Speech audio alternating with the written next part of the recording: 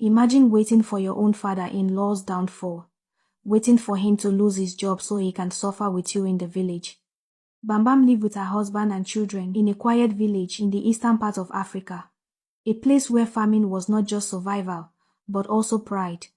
From sunrise to sunset, men and women bent their backs to soil, coaxing yams, maize, cassava, and vegetables from the earth. The market thrived with laughter, bargaining, and the proud display of harvested produce. Every family had their own piece of farmland, and every hand, young or old, had something to do.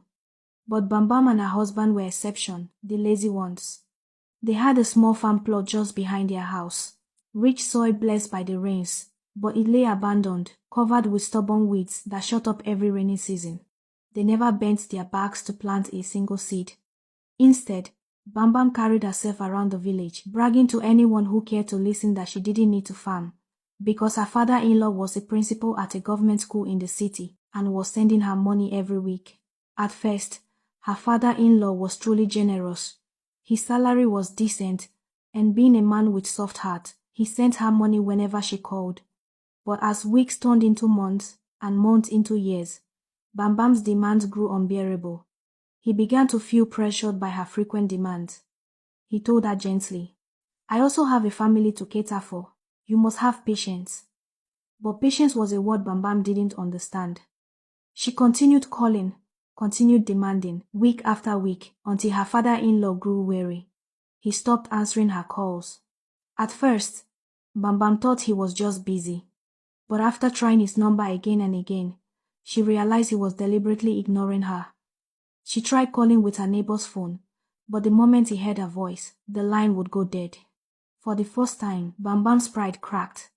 The reality of her dependence struck like a whip when foodstuffs in her kitchen finished. The yam barn was empty. There was nothing left to cook. Her children's cries tore at her ears, loud, pitiful, unending. They were hungry, but there was no food. Anger swelled inside her like a fire, but anger could not boil yam or fuel an empty stomach. Her husband, however, was unbothered. Every day, he sat under the mango tree at the village square, playing ayo with his friends. They were as lazy as he was, moving seeds in the carved wooden board while laughing loudly, their wives slaving away in the farms. He never asked Bam Bam what their children would eat. He never offered to help. His life was the mango tree and ayo. With no choice, Bam Bam picked up a hoe one morning and stepped into their small farm. Her eyes burned with anger as she uprooted the weeds. Every swing of the hoe was powered by the disappointment her father-in-law had left in her heart.